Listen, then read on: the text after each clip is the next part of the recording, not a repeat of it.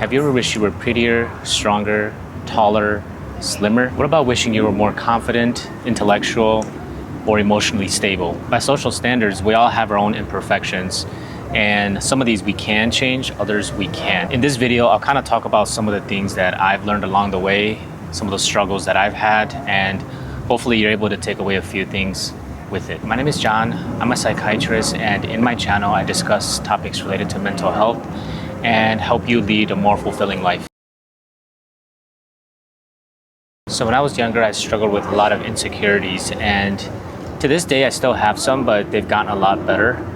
I remember when I was younger, I grew up in a household where my parents didn't speak English, and I myself didn't speak English really until second or third grade.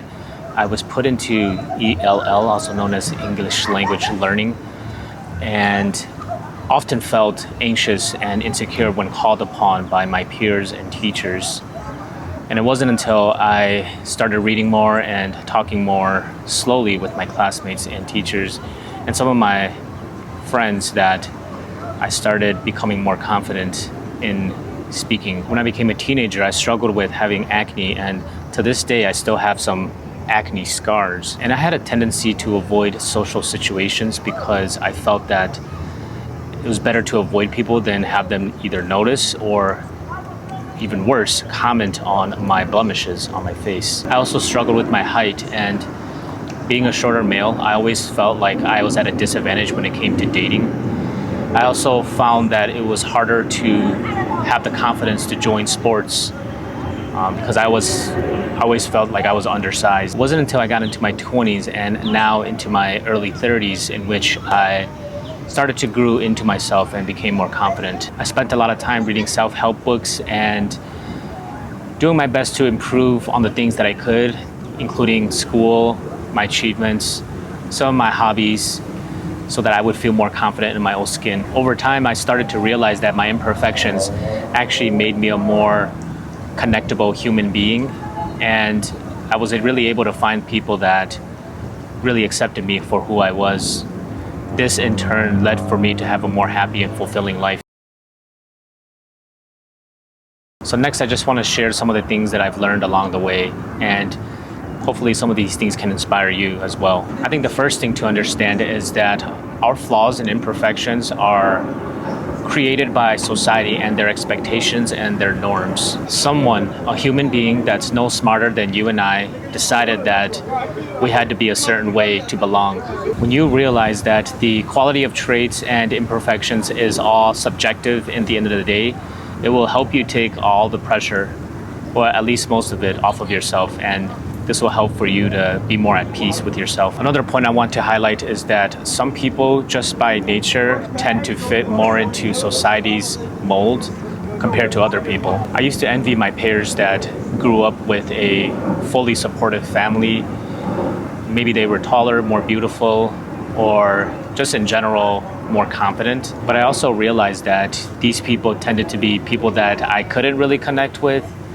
Oftentimes they were more vain and superficial, and often stuck up as well. This helped me realize that having perfect traits superficially does not always mean you have everything. I think it's okay to try to improve yourself, as we all should, because we all should continue to try to grow every day, but to do it with inspiration rather than insecurity. Understand that if you try to be a certain way just so others accept you, it will never work. You will always feel like you're never enough, and even after you've set out and accomplished what you intended to, there will always be something else to achieve or a certain way to be, and the goalposts will continue to move forward. The next point I want to highlight, and it's an important one, is that you are and you become what you expose yourself to. This can be people you expose yourself to, or certain media or content that you consume. I quit social media, specifically Instagram and Facebook, about a year and a half ago because I was feeling pretty insecure. I found myself judging myself, but also fearing what others might say about me if I posted something. And then I also found myself chasing likes and seeking validation.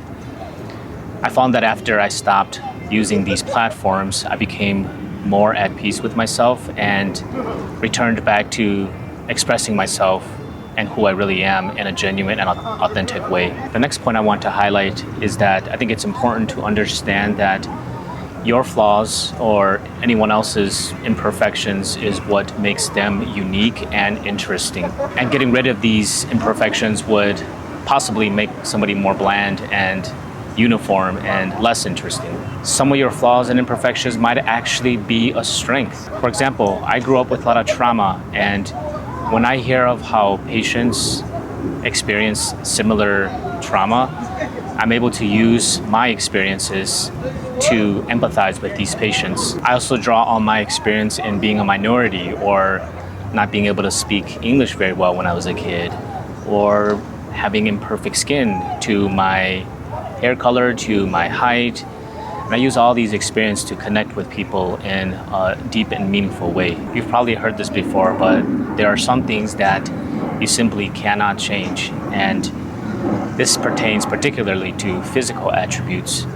For me, I know it's possible to change my height.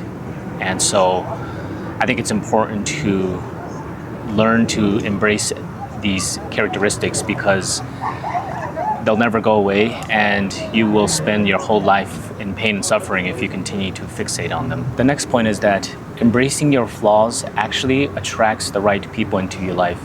I talked about this a little bit already, but I think it's important highlighting again. You'll draw people into your life that appreciate you for who you actually are. When you find people that actually appreciate you for who you are and not your superficial characteristics, these are friends or acquaintances or people that you'll have for the rest of your life, because let's face it, our physical characteristics and attributes, they don't last forever. Everyone gets old.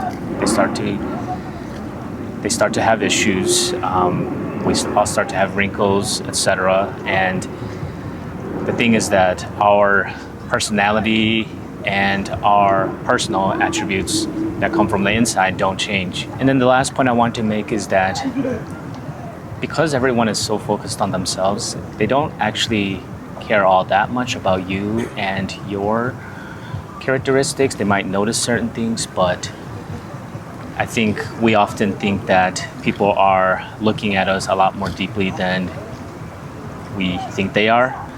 And so, I think this comes from everyone's sense of ego and the spotlight effect, right? Where you feel like there's a spotlight on you, but in reality, it's actually really different. And I'll end by just saying that, finding a purpose or a deeper cause is really going to take that tension from yourself and place it on something that you care about.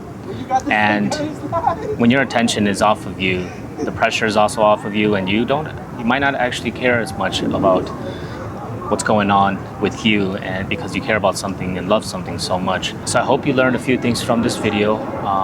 Thanks for stopping by, and I hope to see you next time. Bye-bye.